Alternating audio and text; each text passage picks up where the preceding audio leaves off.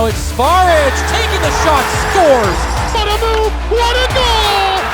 How about that? It handles its way to the net, scores!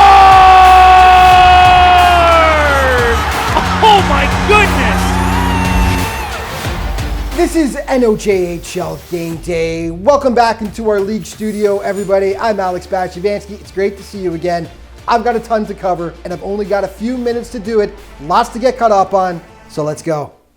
Puck held in there, 4 seconds, 3 seconds, 2 seconds, 1 stick, a fork in him, they're done! We're going the distance! The Hearst Lumberjacks are going to force Game 7 of this NOJHL Championship Series! This is a point many thought we wouldn't get to. Not after Sudbury destroyed Hearst on the road in games 3 and 4 by a combined score of 11-2. But the Lumberjacks just have refused to die. Game 6 on Monday night saw the Lumberjacks take down the Cubs 5-4 to force Game 7 back in Sudbury on Wednesday night. Well, with the big crowd expected in Hearst, we expected the Lumberjacks to send the fans home happy in their final home game of the season. And boy, they did not disappoint. The game had everything you could expect. I think Hearst has gotten under Sudbury's skin. I really do. Sudbury, mind you, they didn't take very many penalties in this game, but you can tell that Hearst is starting to get to Sudbury a little bit mentally and physically. And give full credit to Hearst. I mean, they were the second best team in the league for a reason, and they put Sudbury on the ropes in that game. But Alexander Boyven kept the Lumberjacks in it, and Hearst gained a huge win, which has now set up a potential history-making Game 7 on Wednesday night. And this is going to be a real fun one. Hearst just went on a roll, and I thought the tide turned. Adi Ouellette missed the penalty shot, and Carson Charchi did the fist pump and the happy dance after it on his bench. And then within about a minute later, Cole Miller scores to make it 1-1. That really changed the momentum, I thought, of the game. And then at the end of the first period, Owen Hayes bullet with no time left, made it 2-1. And again, you can see the momentum shift. And then they got to Carson Charchi, they pulled him.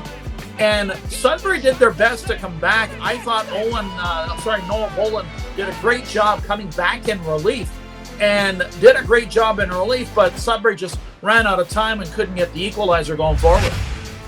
So here we go. Two of the greatest words in hockey, Game 7. Tonight in Sudbury with the puck dropping at 7 p.m. One last shot at the title and for the right to advance to the Centennial Cup in Calgary, Alberta. And for the Cubs, it brings up a dilemma. After playing incredible in games 3 and 4, Carson Chartier is suddenly struggling, having given up 12 goals in his last 2 starts. Should the Cubs go with Noah Bone as their starter? I don't think you've got a choice. Carson Chartier, I think his leash would have to be really short if he ends up starting.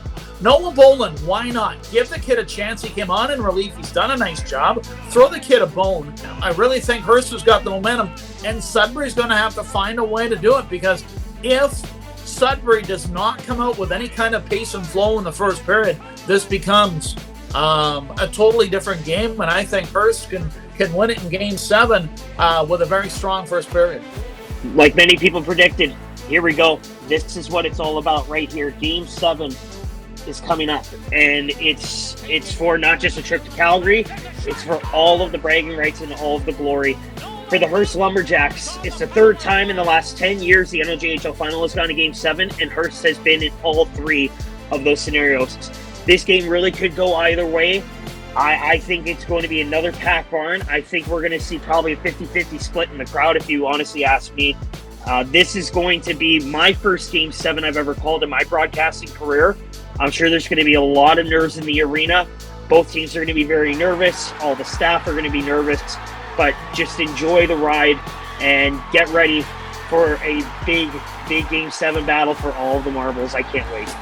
Oh yeah, it's going to be epic tonight. Congratulations to Lucas Signoretti from the Cubs, of course, your back-to-back NOJHL MVP. He has been nominated for the CJHL Forward of the Year. Of course, he had 101 points in the regular season and leads the playoffs right now with 35 points. Adam Schillinglaw, your NOJHL Defenseman of the Year, has been nominated for the CJHL award as well. He led all D-men in the NOJHL this season with 56 points. Let's take a look at what's going on around the CJHL. Milton has forced a Game 6 after beating Trenton on the road.